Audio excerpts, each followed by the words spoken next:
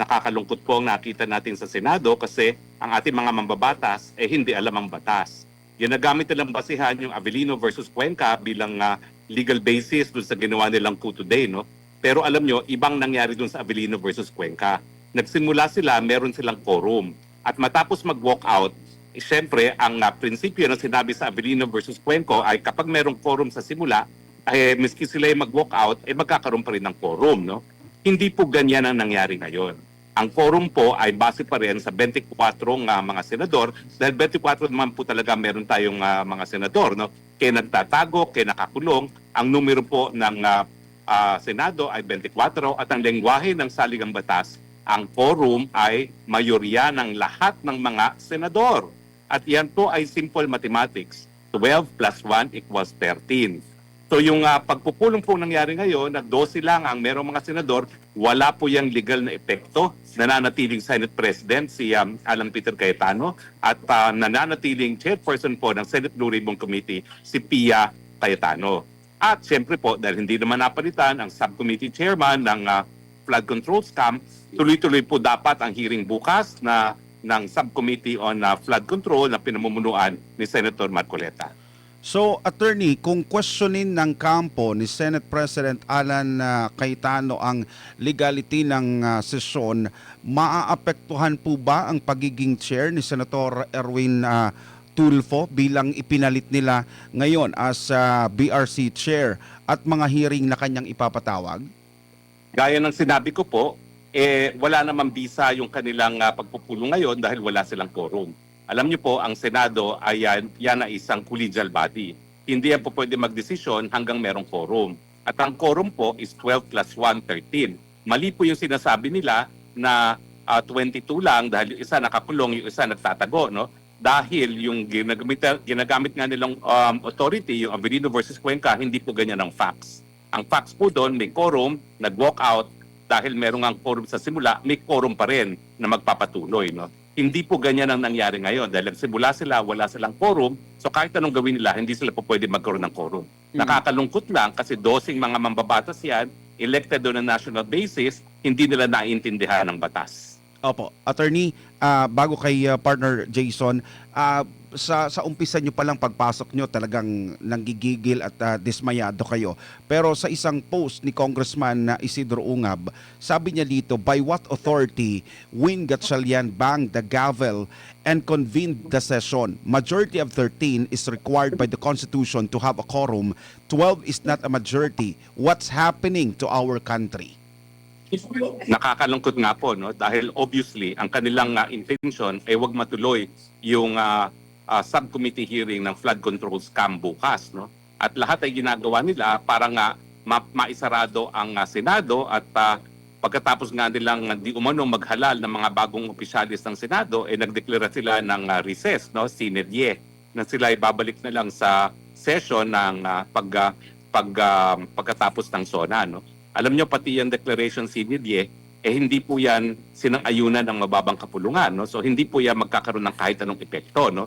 Kinakailangan po kung sila ay magre-recess sine die, yan ay sang-ayon sa legislative calendar na pinagsunduan na ng mababang kapulungan at ng Senado, o di naman kaya kung mapapaaga gaya ng gusto nilang mangyari ngayon, ay dapat sinang-ayunan ng mababang kapulungan na wala naman pong ganyang pagsang-ayon. Ibig sabihin, walang bagong majority block.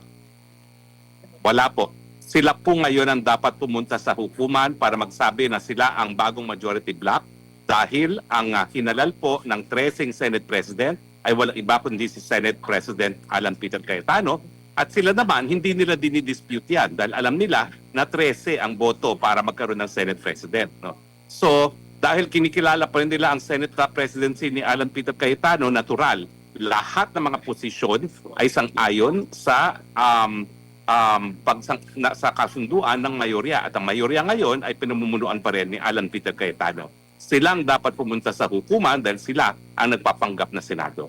Senator, ano yung basa ho ninyo kay Senator Chis Escudero? Kasi parang siya yung naging parang siya yung naging lakas kanina para magkaroon daw ng quorum sa Senado. Actually, pagpasok pa nga lang ni Senator Chis Escudero ay nagpalakpakan yung nasa hall, pati na yung mga kinongratulate, hinandshake itong si Senator Chis Escudero ng mga taga Minoria. Anong basa po ninyo? Sabi naman daw niya wala naman daw issue na politika ito. Well, unang-unang po, no, nagmalahudas po si Chis Escudero. Kahit bali-balikta rin nyo, nagmalahudas siya doon sa mayorya. Ganun pa man, hindi sila marunong ng arithmetic.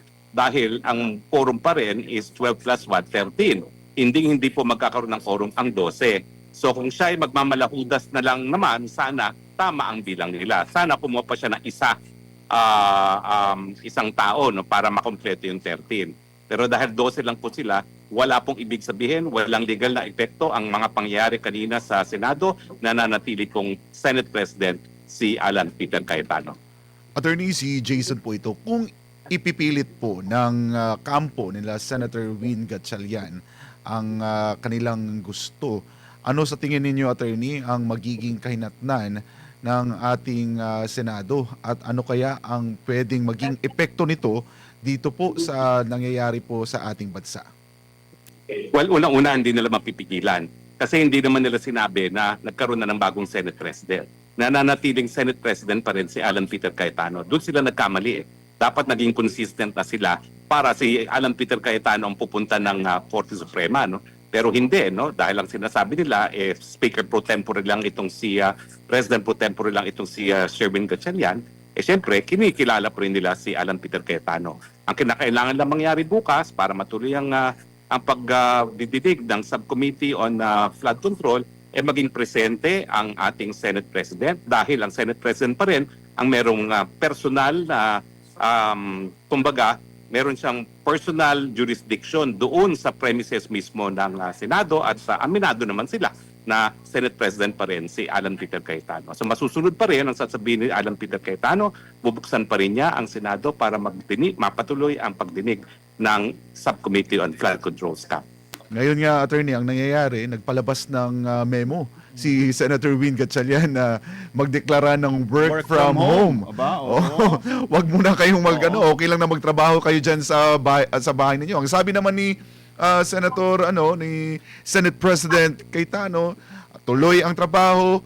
Yung mga guests na inimbitahan natin para sa Blue Ribbon hearing, kailangan papasukin ninyo, wag ninyong haharangin. Parang magkakaroon ng nito, Attorney, kalituhan para sa mga empleyado ng Senado. Sino ba ang susundin nila? Alam nyo, malinaw po, no, kung yung mga empleyado naman ng Senado ay matagal na nagtatrabaho dyan, aminado naman itong grupong ito na nananatiling Senate President si Alan Peter Cayetano. Sinong susundin? Siyempre, yung Senate President. Ang nangyayari po ngayon, talagang ito po ay undeclared martial law. Mm-hmm. Alam nyo, pag martial law po kasi, walang writ of habeas corpus na isang garantiya na walang arbitrary detention. Pero nangyayari ngayon, nagtatanim kaso sila, puro non-bailable, gaya ng kaso na tinanim sa akin, kaso na tinanim kay Jinggoy Estrada, kay Pastor Kip at Polo Kibuloy.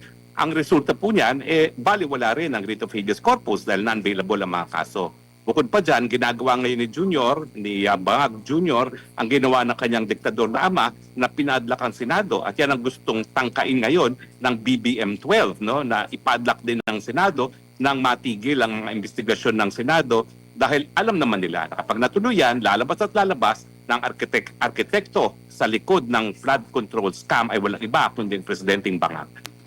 Attorney, bukod po ba dito sa flood control scandal, may nakikita po ba kayong may connection rin po ito doon po sa magiging impeachment hearing laban kay Vice President Sara Duterte na para bang meron silang kailangang manipulahin para magiging paborable kung ano man yung gusto nilang makuhang na resulta sa hearing? Malinaw po yan, no? Dahil alam naman nila na ang mga ebidensya ng House Prosecution Panel ay ko-questionin, no? Dahil karamihan ng ebidensya nila, kasama na dyan yung mga dokumento na presenta ng AMLAC ay hindi dapat tanggapin, no? Dahil yan ay nakuha na hindi dumaan sa tamang proseso, hindi dumaan sa tamang hukuman. At ang presiding officer ay magdidesisyon kung tatanggapin o hindi yung ganyang mga ebidensya. So importante talaga sa Administrasyong Bangag na mahawakan nila ang Senate Presidency dahil ang Senate President ang siyang nag-iisang magiging presiding officer at magdidesisyon kung tatanggapin o hindi ang ganyang mga ebidensya. Isa pang ebidensya na kinakailangang magkaroon ng ruling ang presiding officer ay yung sinungaling na si Madriaga na nakakulong sa kidnapping, yung issue kung pwede ba siyang mapresenta dahil hindi naman siya binanggit sa kahit anong impeachment complaint ay didesisyonan din ng presiding officer. Sir, may nabanggit ho kayo doon sa may mga pinagtatakpan, natatakot doon sa investigasyon. Para sa inyo, ano ba dapat talaga ang maging priority ngayon ng Senado? Ang impeachment kay Vice President Sara Duterte o yung itong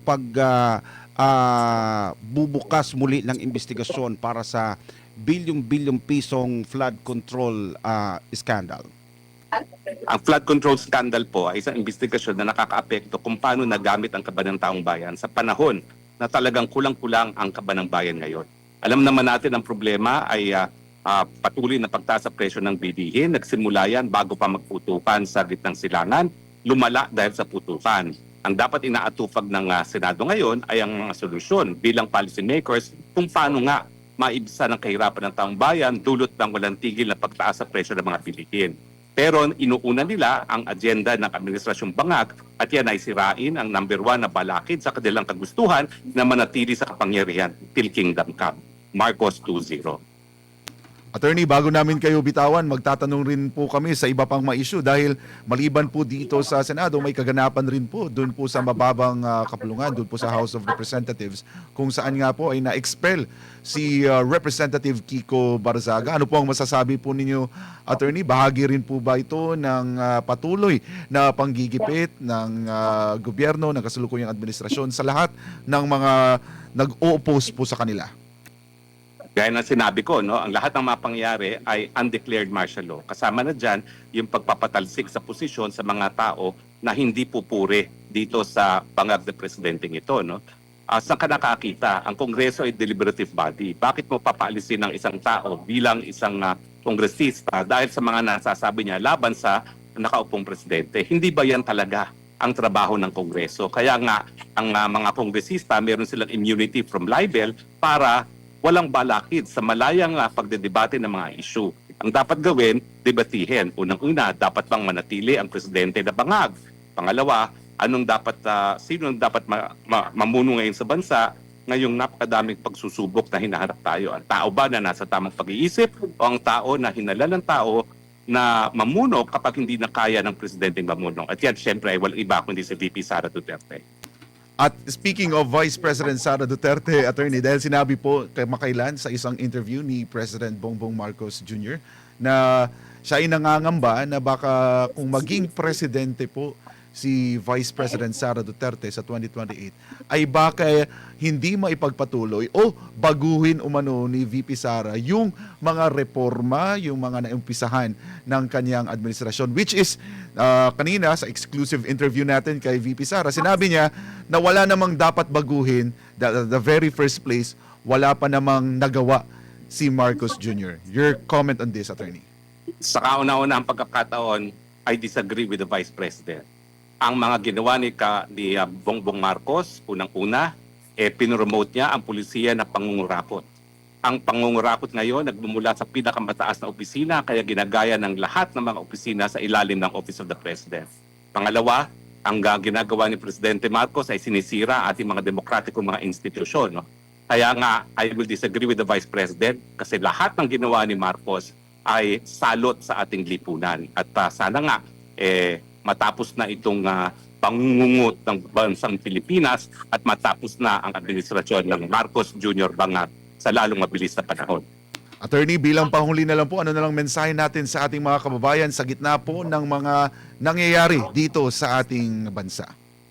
Ang panawagan ko po, suportahan po natin ang tunay na mga representante ng mamamayang Pilipino, ang tunay na mga senador ng taong bayan. Pumunta po tayo bukas dyan sa Senado. Samahan po natin sila Senator Marcoleta, sila Senator Pia Cayetano, Senator Alan Peter Cayetano. Huwag po nating payagan na ang mga mangungurakot, ang mga nagnakaw sa taong bayan ay itago na naman sa taong bayan ang katotohanan kung ganong kalala ang ginawa nilang plunder sa ating mga bayan.